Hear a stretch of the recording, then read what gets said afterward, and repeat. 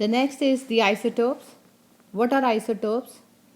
Atoms of the same element with same number of protons but different number of neutrons. For example, let's take two atoms of chlorine, chlorine 35 and chlorine 37.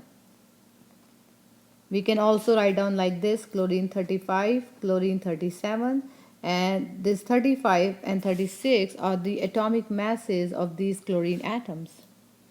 Now, here, chlorine 35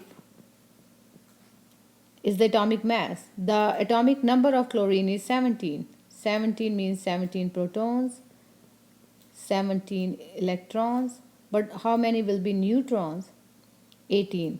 Why? Because atomic mass is the number of protons plus number of neutrons. If you look at chlorine 37, atomic number is still 17, means protons are 17, electrons are 17, but how many will be neutrons?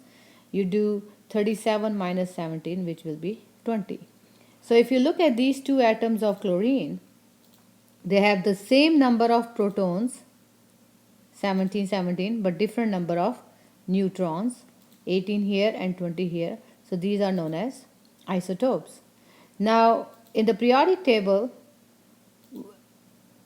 so which atomic mass to put in the periodic table? Because in periodic table we have only one space for chlorine. So here, that means in the periodic table, what we do is we write it down the average atomic mass or atomic weight. And what is that?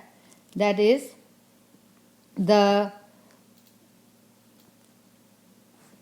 average atomic mass is the weighted average of the mass of naturally occurring isotopes reported in atomic mass unit. Atomic mass unit is the unit that is used to express the atomic mass.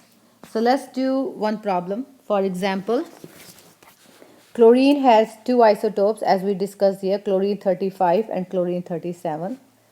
The exact atomic mass, so I'm going to write it down here, chlorine 35, chlorine 37. The exact atomic mass of chlorine 35 is 34.97 and chlorine 37 is 36.97. This is the exact atomic mass.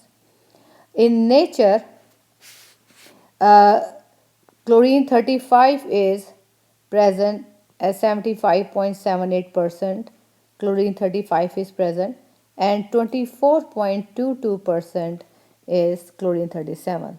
These are the isotopic abundances of chlorine 35 and 37. And when you change this percent to decimal, 75.78 divided by 100, it makes it 0.7578, and this will be 0.2422. So then we have atomic mass here of each isotope, and we have their natural abundance. Then what do? You take this atomic mass here, you multiply this with the natural abundance. So 34.97 times 0.7578, and here 36.97 times it was 0.2422. You multiply this. So once you multiply the first two numbers, you will get 26.5003. When you multiply the second two numbers, you will get 8.9541, and then you add them, which will be 35.4544, or if you round this off, it will be 35.45. So 35.45 is the atomic weight of chlorine, and that's the number you see in the periodic table. Basic features of the periodic table. Here what you have to learn is, first thing, all the rows all the rows here, these rows, we call them as periods. So a row in the periodic table is a period. All the vertical columns here, for example, these are vertical columns. These vertical columns are known as groups. Then location of main group elements. Main group elements, another term we can use for main group elements is the representative elements. Now, which ones are representative elements? Groups 1A to 8A. Now, where are these groups? Two columns on the far left. This is known as 1A group. This is known as 2A. This is 3A, 4A, 5A, 6A, 7A, and 8A. These 1A to 8A groups, 2 on the far left and 6 on the far right, are known as main group elements or representative elements. Then, after that, transition elements. If you look at these short columns here, 1, 2, 3, 4, 5, 6, 7, 8, 9, 10. These 10 short columns in the middle, 1B, they are labeled as 1B to 8B, are known as transition elements. And these two rows here are known as inner transition elements.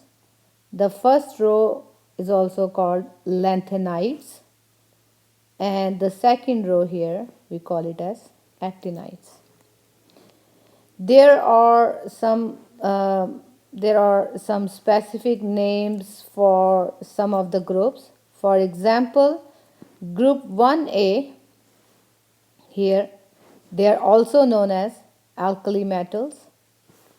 Group 2A, alkaline earth metals. Group 7A, they are known as halogens, and group 8A, noble gases. Made with Doodlecast Pro.